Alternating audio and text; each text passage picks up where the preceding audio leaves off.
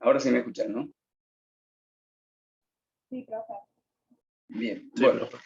en esta clase voy a comentarles un poco más del tema técnica de escenarios para que lo entiendan bien, que voy a dar un trabajo práctico que va a tener fecha de entrega, en la cual les voy a preguntar sobre esto. Así que, bueno, de paso creo que según cómo salga el video puedo llevar a subirlo y que quede grabado. Bien, habíamos visto en los videos que yo les subí en clases anteriores el tema de decisión con técnica de los escenarios. Mejor dicho, en clases anteriores vimos en general el tema de toma de decisiones, que es un tema que es de mucha importancia para su carrera, y lo di como elemento o como introducción porque dentro de la toma de decisiones, la aplicación de la probabilidad con esta técnica de los escenarios es muy utilizada. Y no quería hablar sobre toma de decisiones con uso de probabilidad si no conocían los temas básicos relacionados con decisiones. Aparte de eso, no sé, tengo entendido que ustedes en la carrera no tienen el tema de toma de decisión, así que considero que lo que les di sobre esa cuestión es de mucho valor, de mucha importancia para la carrera de ustedes. Así que, por un lado, es una introducción para abordar el tema de utilización de la probabilidad en la toma de decisiones, pero por otro lado, les transmití los conceptos básicos sobre toma de decisiones, que es, como le digo, de mucha importancia para su trabajo, su tarea, digamos, el día de mañana como técnico, ¿no? Y en ese sentido, bueno, vimos qué es un problema, cómo se conciben las soluciones, qué son las decisiones, hablamos de decisiones estratégicas, tácticas y operativas, hablamos de análisis FODA, luego vimos el criterio AFA en el análisis de decisión, y finalmente vimos el brainstorming. Luego de eso, una clase en donde vimos este tema, que ahora lo voy a volver a mencionar y que tiene relación con el trabajo práctico de hoy. Es la decisión con la técnica de escenario. Se los comento porque es un tema que pueden ustedes tener algunas dudas sobre algunos conceptos fundamentales que quiero que los tengan bien en claro. Cuando aplicamos la probabilidad en la toma de decisiones con esta matriz, básicamente sucede lo siguiente. Nosotros, esto en algunas partes es una reiteración de lo ya dado, pero prefiero integrárselo bien en esta clase, cosa que les quede bien en claro y que además les sirva como base para realizar el trabajo práctico de hoy. Decía que cuando tenemos que tomar una decisión, nosotros desarrollamos las alternativas. Recuerden que las alternativas son desarrolladas por aquel que toma la decisión. ¿En qué consisten las alternativas? Son formas que uno supone, u opciones que uno supone que van a ser adecuadas para resolver el problema. Siempre la decisión está vinculada a un problema que intentamos resolver. Eso es un concepto básico.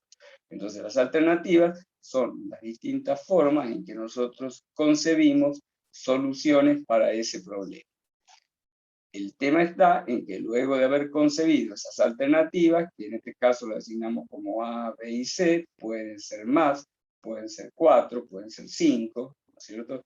Normalmente se trata de trabajar una cantidad relativamente limitada, no más de 4 o 5, pero bueno, puede haber casos especiales. Entonces, las alternativas, están claros, son pensadas por la persona que toma la decisión como posibles soluciones del problema. La cuestión entonces es ver cuál es la más adecuada para luego elegirla, ¿eh? Bien, para ello, en el caso de la utilización de la técnica de los escenarios, se desarrolla esta matriz en donde se listan en las filas que ustedes ven, esto es matriz, es un ordenamiento de filas y columnas. En las filas tenemos las alternativas A, B y C. En las columnas tenemos los futuros que a su vez también concebimos nosotros. Es decir, el que va a tomar la decisión también tiene y gran relación con estos futuros porque él los concibe.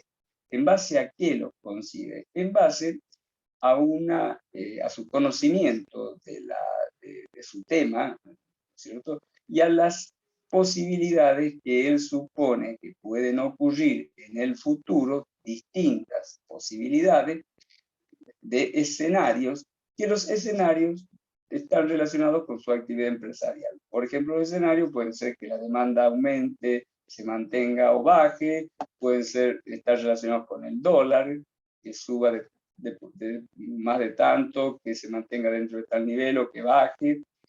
Puede tener que ver con otros aspectos, como por ejemplo la importación, que se abran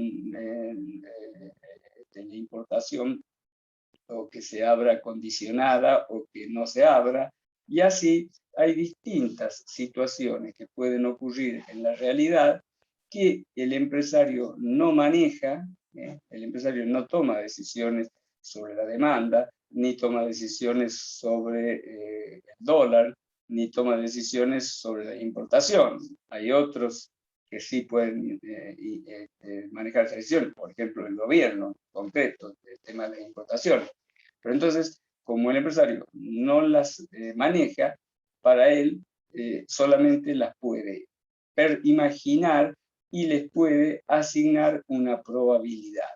¿En base a qué asigna la probabilidad? En base a su conocimiento del problema. Él puede, por ejemplo, imaginarse que, por ejemplo, si el futuro fueran las demandas, él puede imaginarse que hay una probabilidad del 20% de que la demanda aumente, y en ese caso F1 sería que la demanda aumente, un 70% que la demanda se mantenga, y un 10% que la demanda baje. Eso es absoluta percepción con su expertise, es decir, con el conocimiento que tiene el empresario del problema. ¿Se entiende este tema? Sí, sí, ¿Alguna perfecto. duda? ¿De acuerdo? Bien. Entonces, tenemos a las alternativas que sí las manejamos nosotros, las desarrollamos y las elegimos, y al futuro que lo concebimos, pero no lo elegimos. Eso está claro, ¿cierto? Uno de los futuros va a ocurrir, pero no sabemos cuál. Otro aspecto que les quiero mencionar y que lo tienen que tener muy presente es que estos futuros tienen que constituir lo que se llama un espacio muestral. Es decir, tienen que constituir todos los futuros posibles dentro del problema que él maneje. Por ejemplo, si está relacionado con la demanda y yo digo que la demanda aumente, que la demanda se mantenga o que la demanda baje, obviamente estoy cubriendo el 100%. ¿De acuerdo? Y si cubro el 100%, porque no puede ocurrir otra cosa con la demanda, que esas tres opciones, estas probabilidades que yo le asigno, ¿cuánto tienen que sumar?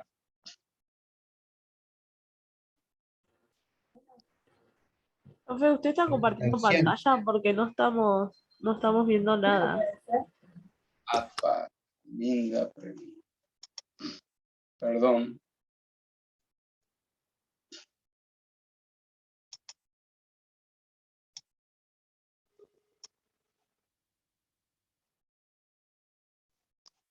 Pido disculpas.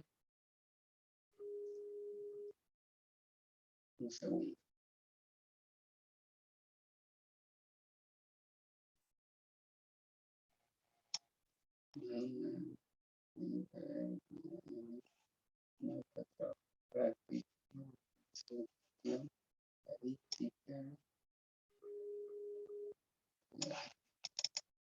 Perdón, ahora sí, acá tienen la pantalla. Les pido disculpas. Sí, ahí se ve perfecto.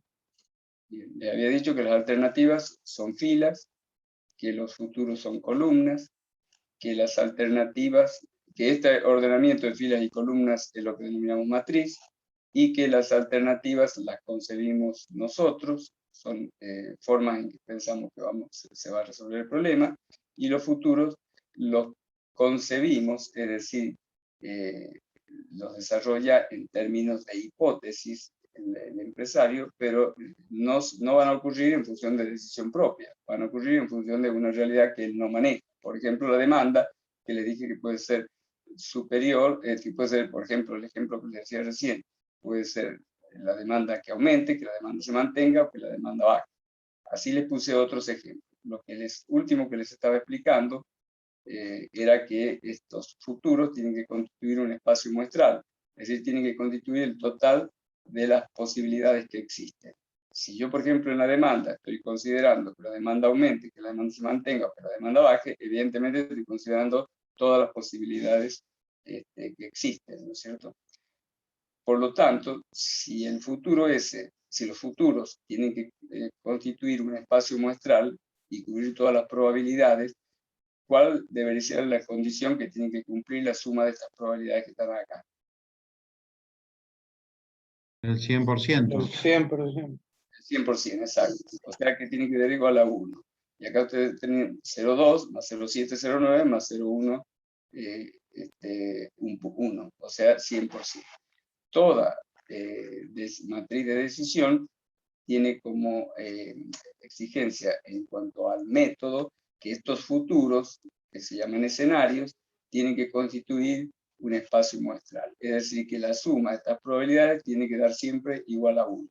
Tengan presente esto, bueno, yo les voy a pedir que hagan una matriz de decisión y esa condición la tienen que cumplir, ¿no? Bien, entonces decíamos que tenemos alternativas y futuros. Y en cada lugar donde coincide esa alternativa con cada uno de los futuros, tengo determinados resultados, ¿no es cierto? Esto lo han visto en el ejemplo de los diarios, ¿no es cierto? Habíamos visto en el ejemplo de los diarios que había distintas posibilidades de comprar, de estoquear diarios, y según los escenarios que yo les di en el problema, teníamos distintos resultados. Bien, entonces en este caso, para la alternativa A y el futuro F1, tengo un cierto resultado que le llamo A minúscula sub 1. Y supongamos fuera, en este ejemplo, son 10.000. La coincidencia de la alternativa A con el futuro F2 es A2, A sub 2, y da igual a 800. Y la alternativa, y la coincidencia con de A con F3, me da, esa sub 3, me da menos 1000. Bien, de esa manera igual tenemos para las otras alternativas y tenemos todos los resultados colocados en esta matriz. Es decir, que en cada alternativa y en coincidencia con cada futuro voy a tener un resultado económico, en este caso para la empresa. ¿Se entiende? Bien. Lo que ustedes ya vieron es que el valor esperado de estas alternativas constituyen variables aleatorias. Sobre un espacio muestral, yo les había dicho que nosotros podemos definir las variables aleatorias asignándoles en forma arbitraria a cada elemento del espacio muestral un valor numérico. En este caso, ese valor numérico son estos valores que están acá. Es decir, A1, A sub 2 y A sub 3, que eso constituirían la variable aleatoria A. En este caso, sobre el mismo espacio muestral, tengo definido tres variables aleatorias. La variable aleatoria A, cuyos valores posibles son A sub 1, A sub 2 y A sub 3. La variable aleatoria B, cuyos valores posibles son B sub 1, B sub 2 y B sub 3. Y la variable aleatoria C, cuyos valores posibles son C sub 1, C sub 2 y C sub 3.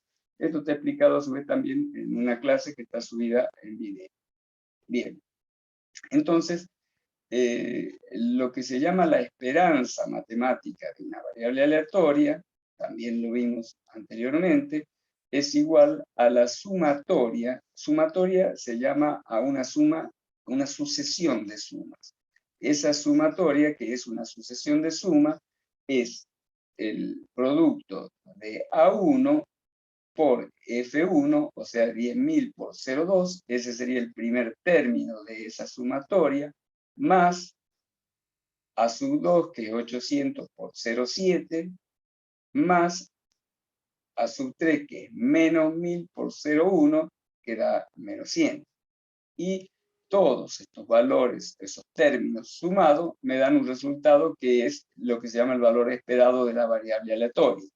Es decir, que en esta columna, como ustedes pueden ver, están colocados los valores, las esperanzas matemáticas o valor esperado de cada una de las variables.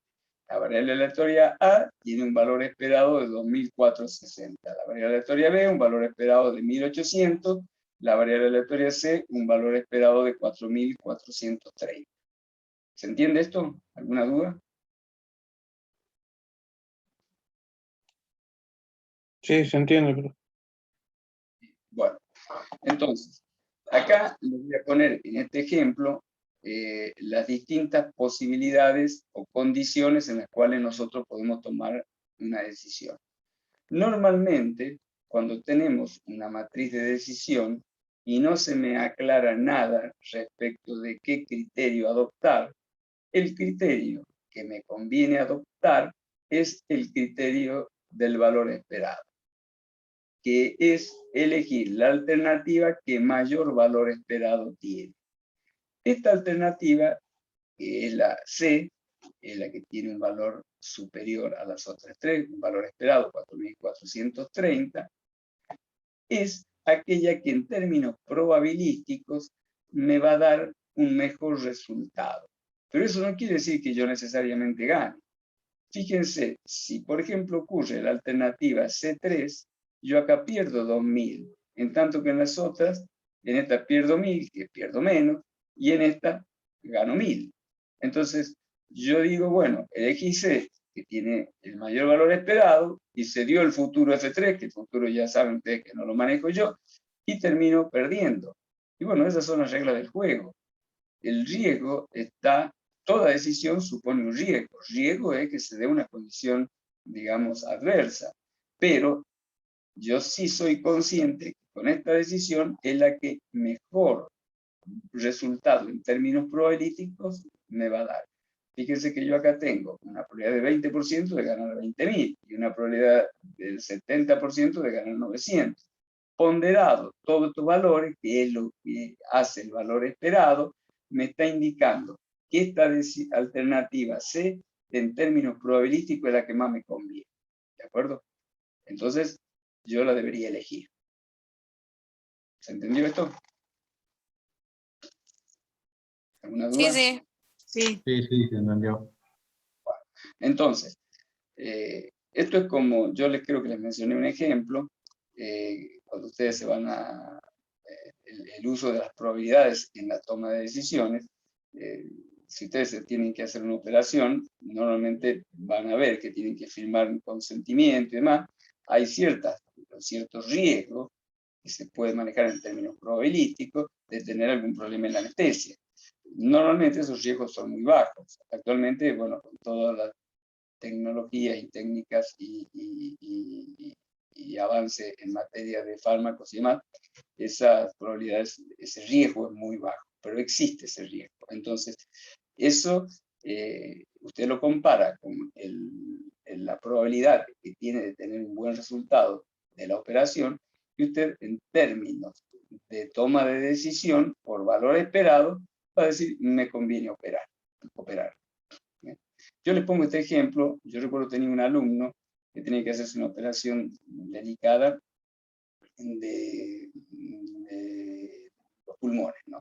Le habían explicado que él tenía un pulmón pinchado, se llama. Para ello le hacen una sutura del pulmón. Y le dijeron que tenía una probabilidad de un 10% de que se le volviera a producir esa patología, ese pinchamiento del pulmón. Y se le produjo, o sea, cayó dentro de ese 10%. Luego le dijeron, bien, ahora que usted le ha sucedido esto, le podemos volver a hacer la misma operación anterior, que es abrir la parte en donde está pinchado y hacerle un trabajo exterior. Pero si tiene éxito, la probabilidad de que eso ande bien va a ser mucho más baja. No va a ser del 10%, sino va a ser del 40%. O sea que va a entrar ante un riesgo muy grande de tener problemas. Por otro lado, le explicaron, podemos hacer otro tipo de operación que consiste en retirar el pulmón.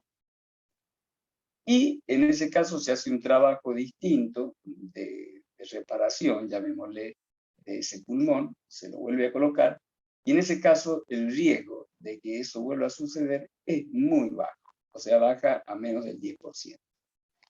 Fíjense cómo en este tema de la realidad se plantea un problema de esperanza matemática y de valor esperado y de todo esto que tomamos de este tema. Yo conversé con este alumno, era alumno mío precisamente de la materia probabilidad y estadística, y le dije, mire, usted tiene que tomar una decisión y le puede servir el criterio de valor esperado. Para ello, yo le diría lo siguiente. Yo había hecho algo así parecido, de allí es que le sugerí eso. Pregúntele al médico cuántas operaciones él sabe que se hicieron y qué resultados tuvieron. Yo hice este mismo análisis en una oportunidad que me indicaron una operación en la espalda, en una columna. Por suerte, finalmente no me operaron, pero tener los datos estadísticos de cuántos habían resultado bien y cuántos habían tenido problemas me sirvió de mucho, ¿no? Bien, este alumno consultó al médico, le explicaron que habían tenido una gran cantidad de intervenciones, no habían tenido un solo resultado malo, digamos, pero le indicaron que sí, el riesgo existía. Pero de esa manera, él dijo, bueno, si tengo tantos, creo que 300 operaciones que se han hecho con buenos resultados, estoy ante un futuro con una alta chance, o sea, con un buen valor esperado de ser exitoso. Por supuesto que sé que el riesgo existe, porque pueden haber sido 400 casos buenos y ser el primero malo. Pero eso le ayudó a tomar esa decisión. Bueno, y la tomó y le fue bien. Esto no es una referencia ni un método para que le vaya bien, porque sí es un método de decisión. Ahora después le puede ir bien o le puede ir mal. Lo que seguramente sí le sirve es para en el momento de tomar la decisión tener la ponderación de en qué, digamos, basarse para dar ese paso. ¿Se entiende? Ese es el concepto del valor esperado. Y ahí se lo puse en un ejemplo práctico. ¿Se entendió más o menos el ejemplo? Sí, se entendió. Sí, profe, se entendió bastante bien. Bueno, entonces, con esto quiero graficarles un poco cómo puede ser útil para distintos fines en forma concreta. Fíjense para qué caso y qué utilidad le permitió a él y lo ayudó a tomar una decisión. No le garantizaba nada, pero sí le daba, con un criterio del valor esperado, una tranquilidad de decir, vale la pena arriesgar. Tengo mucha chance de ganar, o sea, tengo un buen valor esperado, pero bueno, puede darse el futuro ¿no es cierto? El futuro que aún tomando la de mayor valor esperado le salgan mal los resultados. Pero a él le sirvió para tomar la decisión. Esto es más o menos similar a lo que en la toma de decisiones normalmente empresarial. Bien. Entonces, cuando no hay ninguna otra referencia, decimos que tomamos el mayor valor esperado. Hay otros casos en donde tenemos algún otro criterio. Por ejemplo, yo les puse el ejemplo, y les desarrollo acá, que supongamos que puede existir lo que se llama un futuro catastrófico, y está explicado acá, en el punto C, definir cuál es la alternativa si tengo que evitar un futuro catastrófico y si considero un futuro catastrófico perder más de 1.500 pesos. ¿No es cierto? Es decir, si yo pierdo más de 1.500 pesos, supongamos la empresa va a la quiebra y constituye un futuro catastrófico y por lo tanto es algo que no está dispuesto la persona a asumir. En ese caso, si mi criterio va a ser evitar futuro catastrófico, a pesar de que la alternativa C es la de mayor valor esperado, 4.430, la voy a descartar porque contiene la opción C3, que es perder 2.000 pesos y que no está o no estoy dispuesto a asumir ese riesgo, porque es más de 1.500. Entonces yo, por el criterio de evitar el futuro catastrófico, descarto esta alternativa. Una vez que la descarté, ¿cuál de estas dos elijo? La B sería. ¿Por qué? Porque es la que menos opciones de perder tengo. No. Si me desaparecieron ya otro criterio, porque el futuro catastrófico ya está eliminado, ¿cuál es el criterio por el cual tengo que tomar siempre la decisión? Claro, la A, digamos. Por el mayor valor esperado. De la La que mayor valor. ¿Se entiende? Siempre que no tengan otro criterio, el criterio del valor esperado es el que rige. En este caso yo descarté, por el criterio del futuro catastrófico, descarté la alternativa C, pero de las otras dos, al no tener otro criterio, elijo la A, que es la de mayor valor esperado. ¿Se entiende? Profe, eso se entendió, pero ¿cómo hace, qué cuenta hace para sacar las cifras del valor esperado?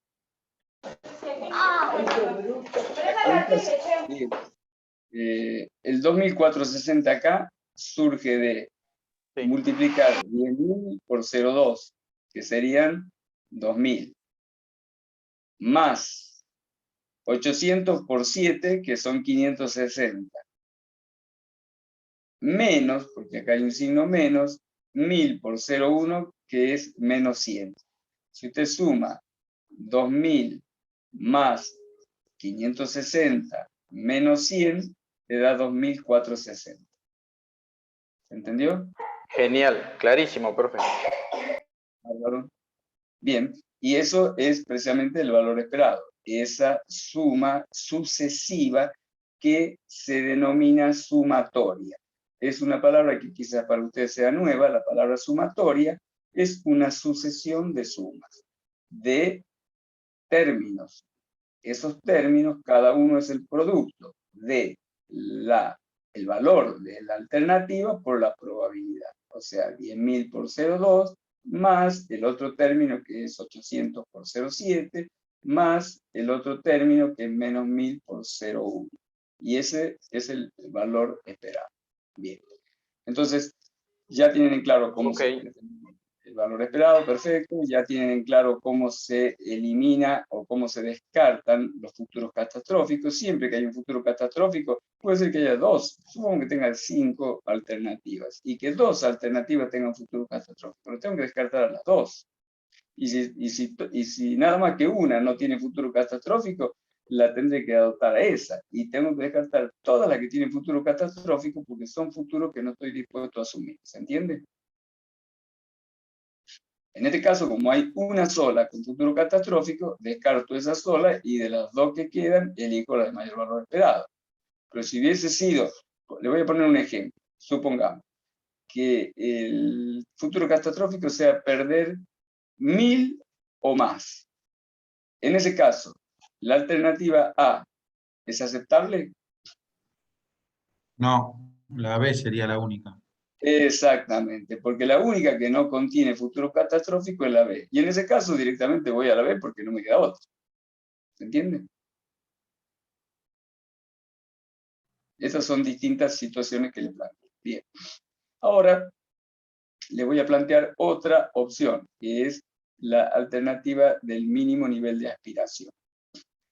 El mínimo nivel de aspiración es aquello que constituye, precisamente como lo dice, lo que menos yo quiero ganar. Menos que eso no me sirve. Cuando les mencioné esto, porque esto ya se lo mencioné, hoy se lo estoy integrando en esta clase, les dije que un ejemplo sería si ustedes tienen que levantar la hipoteca de su casa. Supongamos que tengan que levantar la hipoteca de su casa y que para ello necesitan por lo menos ganar 1.000 pesos. Entonces, yo voy a priorizar entre las decisiones, en la toma de decisión, el asegurarme o la mayor probabilidad de ganar 1.000. Si ustedes se fijan, la alternativa B gana acá 5.000, acá gana 1.000 y acá gana 1.000, es decir, tiene asegurado el valor del mínimo nivel de aspiración. Podría suceder que no lo tenga asegurado, pero que tenga más opciones que las otras. Es decir, acá pueden intervenir también situaciones intermedias, pero básicamente en este ejemplo un poco extremo, como ustedes ven, la única que me garantiza el mínimo nivel de aspiración es la alternativa B. Entonces yo voy a descartar la A, porque tiene este futuro donde pierdo y no gano los 1000 mínimo que necesito, y voy a descartar la alternativa C, porque tengo dos futuros que no resuelven ese mínimo nivel de aspiración. Fíjense cómo en este caso termino eligiendo la de menor valor esperado. Pero en este caso, mi criterio es el mínimo nivel de aspiración y yo prefiero, aunque tenga el menor valor esperado, elegir esta alternativa porque me garantiza los 1000 que yo necesito sí o sí como objetivo. ¿Se entendió esto? Sí, sí. Sí, profe. Bueno, muy bien. Con esto les expliqué esto que sé que a veces les presenta problemas porque no saben bien qué es el valor esperado, no saben cómo se calcula o no entienden bien qué son las alternativas o qué son los escenarios o los futuros. El hecho también de cómo se resuelve los problemas, como en este caso les dije, de resolver y aplicar estos tres criterios. O sea que creo que vale la pena explicarlo así en detalle. Finalmente, sí les hago una aclaración, que es importante, es que en este ejemplo, estos valores yo los puse en forma arbitraria. Es decir, acá no hay ninguna relación. Normalmente, estos no surgen de valores arbitrarios, sino surgen de futuros concretos y alternativas concretas. Para eso tiene el ejemplo de la cuenta de diario, que lo tienen que resolver. En ese caso, cada valor de la matriz es un resultado que surge de esto en relación con esto. En este caso, yo le puse cualquier número. ¿De acuerdo? ¿De acuerdo? Sí, sí. Sí, sí, profe. Bueno, Sí, sí, entonces profe. yo diría que con esto doy por terminada la clase. Yo le voy a subir un trabajo. Sé que les puede presentar algún problema hacerlo, pero bueno, le voy a dar tiempo. Cualquier cosa me consulta. Pero es un poco el realizar un diseño de ustedes con números que ustedes elijan que le permita hacer esta matriz. Esta matriz la hice yo. Arbitrariamente. Bueno, ahora les voy a pedir que hagan ustedes una, para lo cual van a tener que imaginarse qué número colocar, calcular estos valores y ver si les cierra, si no les cierra, para diseñar un problema. O sea, le va a permitir entender mejor este tema, así que bueno, se lo voy a subir a este trabajo, les voy a dar tiempo, si después tienen dudas pueden consultar. ¿De acuerdo? Bueno, de Sí, acuerdo. sí. Bueno, profe. Sí, sí. Muchas gracias, entonces hacemos dos cosas. Profe, Sí. profe, una consulta. ¿Cuándo podrá subir esta clase? Voy a ver si la puedo subir, no sé si hoy, pero quizás mañana. Ahora mismo la voy a hacer pasar para YouTube y voy a ver de subir. ¿De acuerdo? Muchas gracias, profe. Bien, entonces le voy a enviar un mail pidiéndole que me den el presente y otro mail pidiéndole que me envíen los trabajos prácticos que le pedí. Y le voy a subir esto a clase y le voy a subir también el trabajo que le dije. ¿De acuerdo? Bárbaro. Bueno, Sí. Muy bien, listo. de acuerdo. Buenas noches entonces y muchas Gracias, gracias. hasta luego, buenas noches. Buenas noches a todos. Hasta luego. Hasta luego. Chao. Gracias. Buenas noches.